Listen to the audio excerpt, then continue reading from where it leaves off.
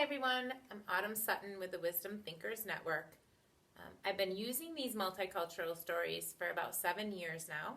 Started when it was just a book of compiled stories, 10 of them, and at the building that I was working at, our principal came and said, hey, we have these stories, I want someone to be able to pilot them and just use them however you see fit.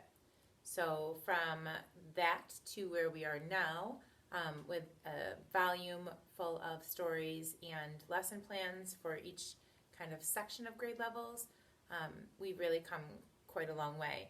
I started out just reading the story on like a half day and putting them into a group meeting, and then now I use them pretty much throughout my day daily. They are my behavior plan, they are my classroom expectations. They are in my ELA centers. They're a perfect way to teach folklore and theme and vocabulary and to pull all of those in. So that's pretty much what these videos are going to be. Me kind of giving you just an idea of how you can use these, what that might look like, and really quick and simple ways for you to implement them right out of the gate or tweak them and change them for what works for you. So I'm going to start out with one of the ones that we find to be the most popular. It is Snappy the Turtle Who Couldn't Keep His Mouth Shut. And I usually use this at the beginning of the year, but I tend to have to revisit it after long vacations or breaks because it really is establishing expectations for group work. So if you have volume 1 already that has the lesson plans in it, this is the lesson plan for 3 through 5. I use this in my 2nd grade classroom the last 2 years, and then I have moved back to 5th grade, and so I used it again this year in 5th grade. So universally, it really can give the kids an idea of what they should be doing in group work.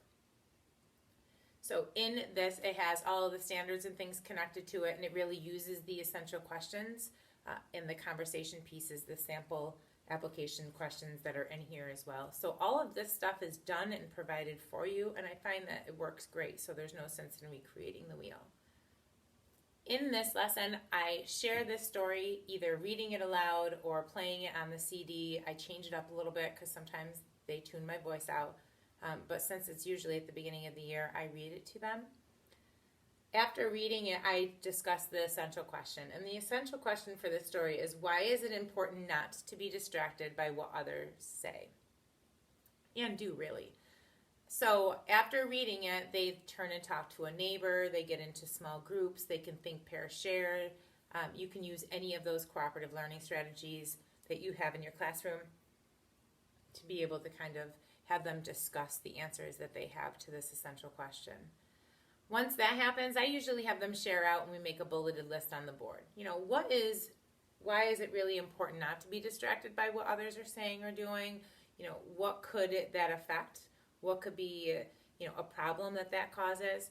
And so that really gets us talking about what are really expectations for you as a listener, and then also you as the person that's doing and talking. Once we kind of go through all of those and we talk about listening and being respectful in the classroom, I then task them to get into groups, and they come up with their own mini version of an anchor chart of what does really good group work look like. You know, what does applying self-control, what does not talking when other people are talking, what does using kind words versus mean words, what does that look like, what does that sound like in group work? And then we bring all of their examples of that together and we share that out as a class. And then we really kind of go through and put the things that are almost the same, it's very similar, written the same way, mean the same thing together.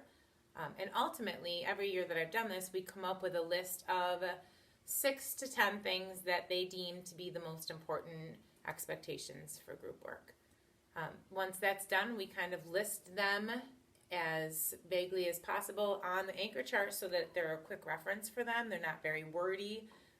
They can just look up and know what the expectation is. We put numbers to them so that way if I have to redirect, I can say something along the lines of, you're really being snappy right now, or you're not doing rule number 4. Can you take a look at that and tell me what that should look like in your group?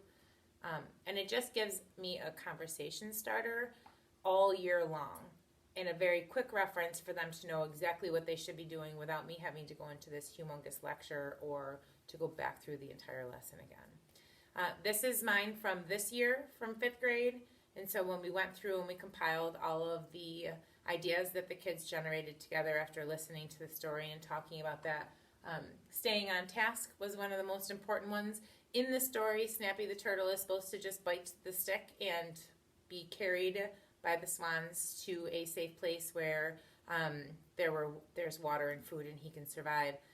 He gets distracted from the task and he is more concerned with things that are happening around him and what other people are saying and doing, and he ultimately decides to try talking back to them and lets go of the stick. So staying on task was one of the ones that they thought was very important to finish group work, and I'm definitely in agreement with that. 2 is listen to everyone's ideas. So trying to come up with not just one person dictating or facilitating the stuff, that everyone's opinions and voices are valid and should be heard and should have an opportunity to be heard.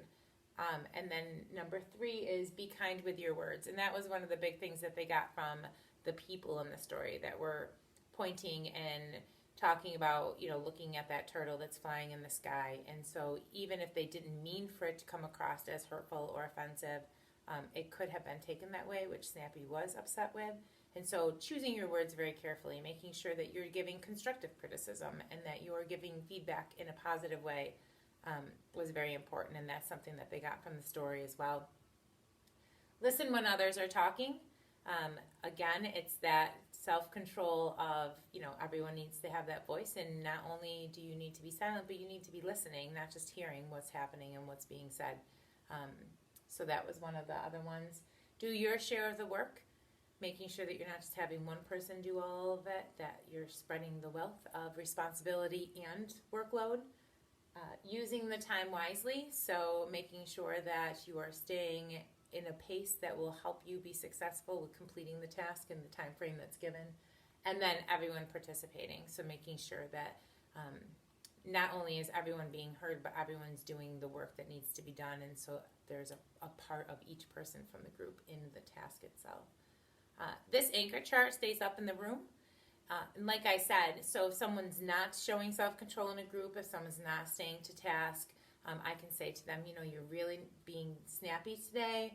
Can you take a look at group work number 1 and fix that for me? Or I can say, we have 5 minutes left and your task is not complete. What does number 6 look like? How can you take what you have left and make sure that you complete it in the time frame that's given? This whole thing establishes the expectations for any group work that happens in my room all year long and allows me to reference a character in a story that the kids make connection to and remember and know exactly what I mean. And it also allows me to reference a piece of this anchor chart very quickly for very quick redirection. They know, what number I'm referring to, and they can try talking to me about what it looks like. So, just one way of doing something that you automatically have to do in your classroom, but also using a story that has character and theme and lessons and morals to connect it to, so that it's an easy reference back to Snappy all year. The kids seem to enjoy it. They love this story. They love this character, and they know exactly what I mean when I say, that's looking a little bit more like a Snappy kind of thing. Let's make it look like the group work that Mrs. Sutton wants in her classroom. So hopefully this is helpful. I know sometimes when you read through that whole lesson, it makes it a little more difficult to see kind of what the kids would generate when I just write anchor chart on there. So this is what they have come up with. And again, you can tweak it and prompt it and make sure that they're kind of putting the things that you are deeming the most important expectations for your group work. So thanks. Until next time.